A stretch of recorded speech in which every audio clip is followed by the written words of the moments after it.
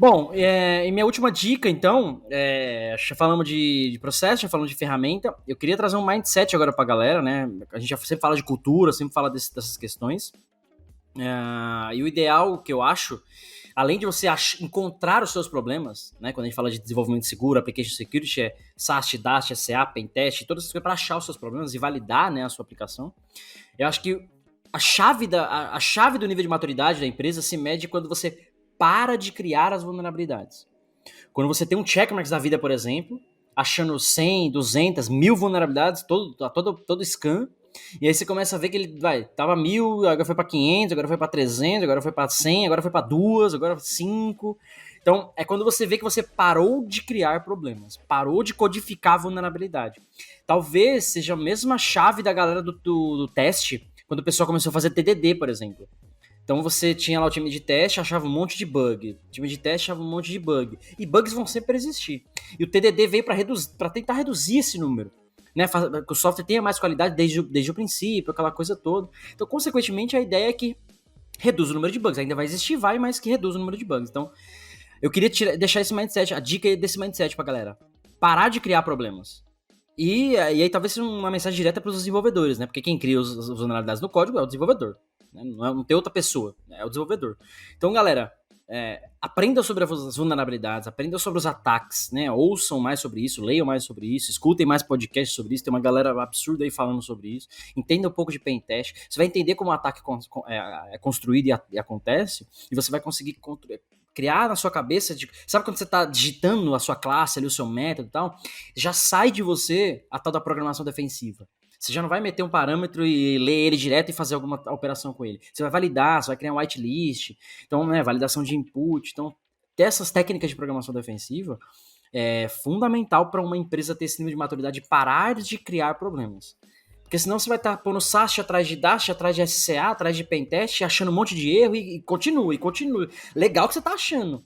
Mas é aquela história, vai ter um que você não vai achar. As ferramentas não vão ver todos os problemas. Não tem como, por mais aquela que você sua tente. analogia lá do time do goleiro e dos atacantes lá, né? De novo, o cara faz 11 gols, o goleiro toma 12. Não adianta nada, o goleiro é frangueiro. Ou ainda, até o exemplo do médico que a gente tava falando. Por mais que você vá no médico ultra, né, best, não sei o quê. Mas, cara, às vezes não vai fazer um exame de, cara, deixa eu analisar aqui tua unha do pé, porque tem uma pesquisa lá em Londres que a unha do pé, quando muda a cor, o cara tem diabetes, sei lá. Às vezes o cara não vai te fazer esse exame, não é comum fazer.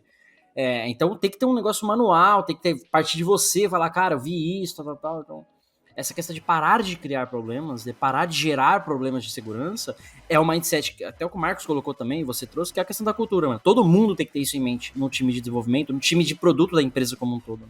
E é o famoso shift left, né? Você tá trazendo pra esquerda ali.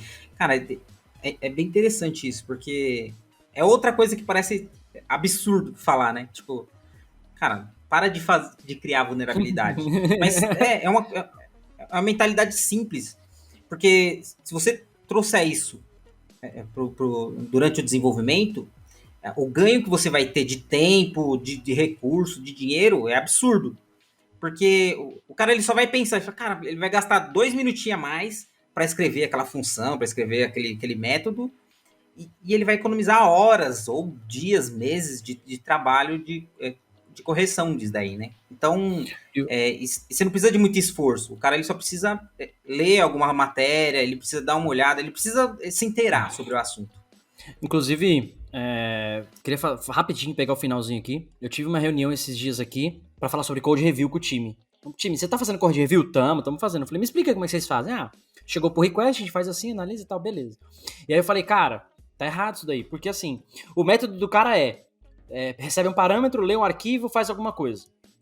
Esse era o método. Aí o code review que o cara fez. Antes de você ler o arquivo, vê se o arquivo existe, valida o diretório. Pô, legal. Melhorou o método, aumentou ali a complexidade, mas tem lá um code review. Tô falando de uma forma bem simples e rápida, tá? E eu falei, cara, mas do ponto de vista de segurança tá tudo errado. Não, mas eu tô validando isso, tô validando aquilo. Então, beleza, mas você tá lendo um arquivo num diretório do servidor, certo? Certo.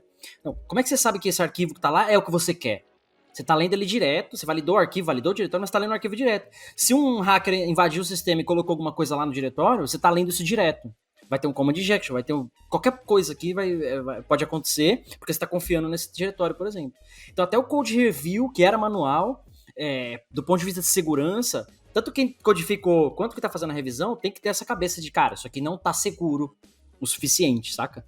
Então você vê que pode descer no nível até ficar numa parada bem bacana. Acabou ficando a 9ª dica aí, né? Fazer um code review. A 10ª dica, né? Falamos 9 dicas, a 10ª dica de bônus aí pra galera. E daí, pra você ver a importância da cultura, né? Então, cara, não adianta os caras terem um processo, terem ferramentas e não ter essa visão, né? De eu preciso pensar em segurança. Então, faltou vir alguém que só pense em segurança pra chegar lá. E vai continuar, tipo, você vai precisar ficar fazendo isso por um tempo até o pessoal aderir essa cultura, né? E começar a pensar, cara, tipo, já vou resolver isso daqui antes que venha um cara chato lá de segurança lá e encher o saco no meu processo. E cultura é um trabalho de formiguinha, é martelar, ficar ali, né, constante, conscientização, aquela coisa toda, enfim. Você precisa levantar a bandeirinha, colocar os balãozinhos, agitar a galera, tem que estar lá, mano. É isso.